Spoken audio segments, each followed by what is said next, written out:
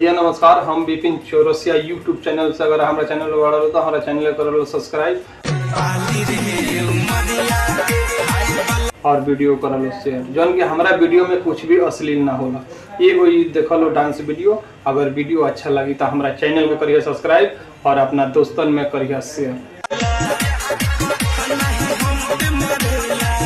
देखा लो जौन कि हमेशा हम पारिवारिक वीडियो ले हमारे वीडियो में कुछ भी अश्लील ना होला।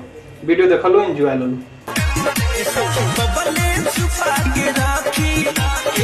अगर तू हमारा फेसबुक पेज पर आगे बढ़ लो, हमारा पेज के फॉलो कर लो, इंस्टाग्राम आईडी के फॉलो कर लो। वीडियो में कुछ भी अश्लील ना होला। वीडियो देखा लो, एंजॉय लो। अगर तारू चाहता लो अपन वीडियो बनावे के तो हमरा के मैसेज कर लो, तलन के हम वीडियो बना देम। जन कि हमार कोनो चार्ज नहीं कम, फ्री में बनावे नहीं। अगर तो हमरा के तू लोग यूट्यूब चैनल पर मैसेज कर लो, हम तालों के वीडियो बना दे। जौन कि हमरा वीडियो में कुछ भी अश्लील ना होला। देखो लो डांस वीडियो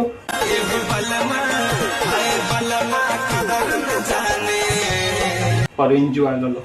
हमेशा हम पारिवारिक वीडियो लें। जौन कि हमरा वीडियो में कुछ भी अश्लील ना होला। हमेशा हम पारिवारिक वीडियो लें। वीडियो देखो लो, एंजॉय लो।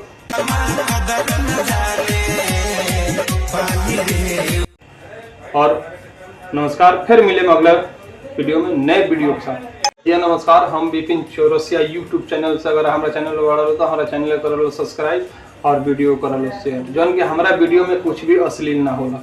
ये कोई देख लो डांस वीडियो, अगर वीडियो अच्छा लगी तो हमारा चैनल को करिए सब्सक्राइब और अपना दोस्तन में करिए शेयर।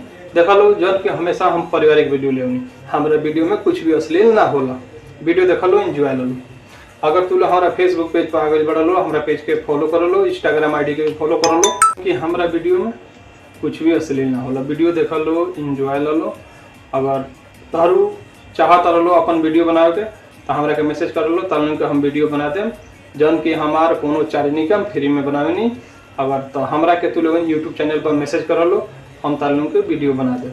जौन कि हमारा वीडियो में कुछ भी अश्लील ना होला। देखो लो डांस वीडियो और एंजॉय लो। हमेशा हम पारिवारिक वीडियो लें। जौन कि हमारा वीडियो में कुछ भी अश्लील ना होला। हमेशा हम पारिवारिक वीडियो लें। वीडियो देखो लो, एंजॉय लो।